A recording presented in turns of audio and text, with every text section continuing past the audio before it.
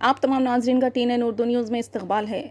Islamophobia مغرب بمقابلہ ہندوستان میں مسلمانوں کی حالات۔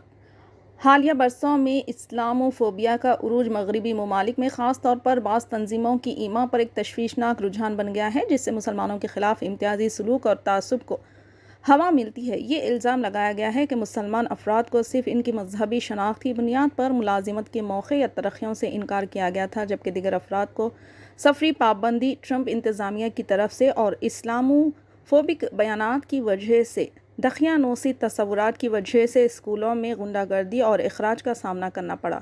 انڈین امریکن مسلم کونسل جیسی مغرب کی تنظیمیں اکثر ہندوستان پر اسلاموفوبک پالیسیوں پر عمل کرنے کا الزام لگاتی ہے۔ اس سے مغرب میں اسلاموفوبیا اور ہندوستان میں مسلمانوں کی حالت کے درمیان موازنہ کرنے کی ضرورت ہے، جبکہ ہندوستانی مسلمانوں نے بھی فرقہ وارانہ واقعات کا مشاہدہ کیا ہے۔ مغرب میں اسلاموفوبک جذبات اور ہندوستان میں مسلمانوں کے ساتھ سلوک کے درمیان موازنے سے پتہ چلتا ہے کہ کسی بھی اوسط ہندوستانی مسلمان کو تحفظ اور مساوات حاصل ہے۔ انہوں نے دلیل دی کہ ہندوستان میں مذہبی اقلیتوں کے ساتھ امتیازی سلوک امریکہ اور دیگر مغربی ممالک کے مقابلے میں بہت کم ہے۔ اس کی وجہ سے ہندوستان میں مسلمانوں کی تاریخی موجودگی اور مذہبی بقائے باہمی کی دیرینہ روایت ہے۔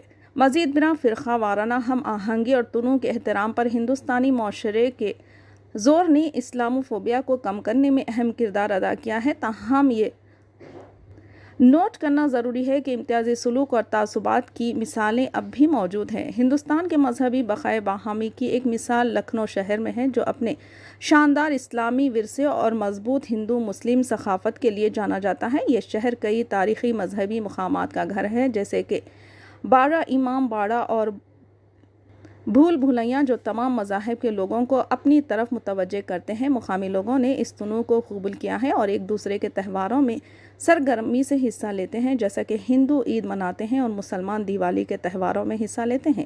اس جامع ماحول نے مضبوط بین المذاہب تعلقات کو فروغ دیا ہے اور یہ رواداری اور ہم آہنگی کی طاقت کا ثبوت ہے۔ ہندوستانی ایک دوسرے کے عقائد کو سمجھنے اور ان کا احترام کرنے کے لیے آئے ہیں، ایک ایسا ماحول پیدا کیا ہے جہاں افراد بلا تفریق اپنے مذہبی طریقوں کا آزادانہ اظہار کر سکے۔ اس بقائے باہمی نے نہ صرف ملک کے ثقافتی تانے بانے کو تقویت بخشی ہے، بلکہ پرامن مذہبی انضمام کے لیے کوشاں دنیا بھر میں دیگر کمیونٹیز کے لیے بھی ایک روشن مثال کے طور پر کام کیا ہے۔ تعلیم اسلاموفوبیا کا مقابلہ کرنے میں ایک اہم کردار ادا کرتی ہے۔ اسکول اور تعلیمی اداروں کو اسلام اور اس کے پیروکاروں کے بارے میں درست اور غیر جانبدارانہ معلومات کو فروغ دینا چاہیے۔ مزید برآں ذرائع ابلاغ کو مسلمانوں کی ایک منصفانہ اور متوازن تصویر پیش کرنے، دقیانوسی تصورات کو چیلنج کرنے اور غلط فہمیوں کو دور کرنے کی کوشش کرنی چاہیے۔ بالآخر اسلاموفوبیا کے خلاف جنگ کے لیے دنیا بھر میں افراد، کمیونٹیز اور حکومتوں کی اجتماعی کوششوں کی ضرورت ہے، تاکہ سب کے لیے ایک زیادہ جامع اور قبول کرنے والا معاشرہ تشکیل دیا جا سکے۔ آئیے دیکھتے ہیں یہ تفصیلی خبر۔